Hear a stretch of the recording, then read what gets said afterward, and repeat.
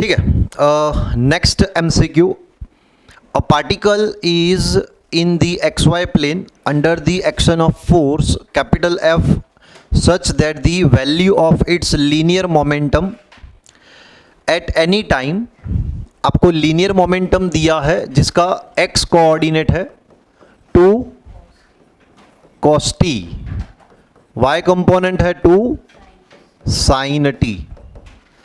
तो पहले तो बेटा मैं आपको ये मोमेंटम जो है वो एक्सप्लेन कर रहा हूँ, पार्टिकल का पाथ एक्सप्लेन कर रहा हूं। तो ये है X Y plane, X and Y. Momentum की कोई फॉर्मूला याद है पहले तो? पामवी, P is equal to M V. याद रख लो बेटा कि जिस डायरेक्शन में वेलोसिटी होती है उसी डायरेक्शन में मोमेंटम होता है। जिस डायरेक्शन में वेलोसिटी होती है उसी डायरेक्शन में मोमेंटम होता है। ये फिक्स हो गया? ओके। अगर कोई पार्टिकल यहां पे है, अगर, तो ये मोमेंटम की वैल्यू 2 होनी चाहिए। सर ऐसा कैसे डिसाइड कर दिया आपने? अब बताओ, ऐसा मैंने कैसे डिसाइड किया कि मोमेंटम की वैल्यू 2 होनी चाहिए? कंपोनेंट देखो, 2 cos t, 2 sin t, हम ऐसे ही करते थे ना, कोई भी वेक्टर के component, adjacent, cos, opposite sine. तो अगर बेटा आप इसका x कंपोनेंट देखते हो, ये है मोमेंटम का x कंपोनेंट, ये क्या दिया है 2 cos t, तो यहां पे एंगल बेटा मैं लेने वाला हूं t, हो गया p cos t। अच्छा ये वाला कंपोनेंट कौन सा होगा? y कंपोनेंट 2 sin t, बराबर। एक्चुअली बेटा ये कॉन्सेप्ट हम चैप्टर नंबर 13 में पढ़ेंगे। चैप्टर नंबर 13 का नाम है ऑसिलेशन, जिसमें कोई पार्टिकल कंटिन्यूसली रोटेशन करता है ऐसे। अगर कोई पार्टिकल यहां पे है, बराबर, तो इसका x projection px, y projection py। अगर मान लो कोई पार्टिकल यहां पे है, मान लो यहां पे, मैं ये पॉइंट की बात कर रहा हूं, तो इसका x प्रोजेक्शन ये होगा, बराबर, समझ में आ रहा है? तो ये मोमेंटम का x प्रोजेक्शन इतना होगा, y प्रोजेक्शन इतना होगा। हम ऐसे ही करते थे ना, वेक्टर के 2 कंपोनेंट। समझ में आ रहा है? ठीक है। तो देखो, अभी पार्टिकल सपोज यहां पे है, तो इसकी वेलोसिटी टेंजेंशियल डायरेक्शन में होती है।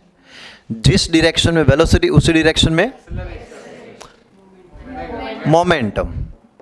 तो p vector is equal to mv vector. तो इसके 2 कंपोनेंट हुए ऐसे।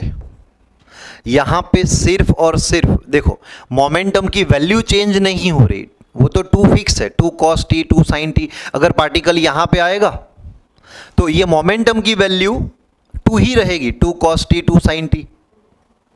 समझ में आ रहा है? यहां पे मैंने ये जो ग्राफ प्लॉट किया है, इसमें ये वैल्यू मोमेंटम की ले ली है, एंड मोमेंटम टाइम के साथ कंटिन्यूसली चेंज हो रहा है। क्लियर है? तो मोमेंटम की वैल्यू तो चेंज नहीं हो रही ना, मोमेंटम वेक्टर। मोमेंटम कौन से डायरेक्शन में होता है? तो वेलोसिटी की डायरेक्शन में।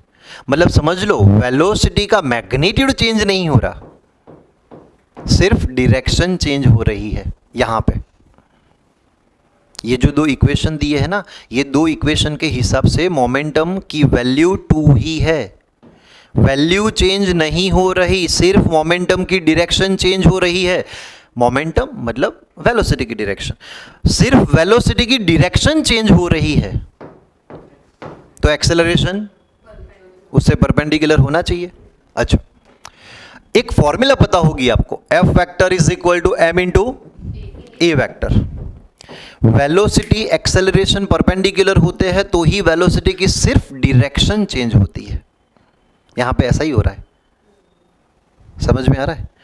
तो इसका मतलब एक्सेलरेशन वेलोसिटी से परपेंडिकुलर है ना, जिस डायरेक्शन में वेलोसिटी उसी डायरेक्शन में मोमेंटम, जिस डायरेक्शन में एक्सेलरेशन उसी डायरेक्शन में फोर्स। इसका मतलब फोर्स एंड मोमेंटम दोनों परपेंडिकुलर होने चाहिए, तो ही ये फोर्स मोमेंटम का मैग्नीट्यूड चेंज नहीं कर पाएगा, सिर्फ डायरेक्शन चेंज होगी। समझ में आया? तो फोर्स एंड मोमेंटम के बीच का एंगल कितना होना चाहिए? 90 डिग्री होना चाहिए। क्लियर?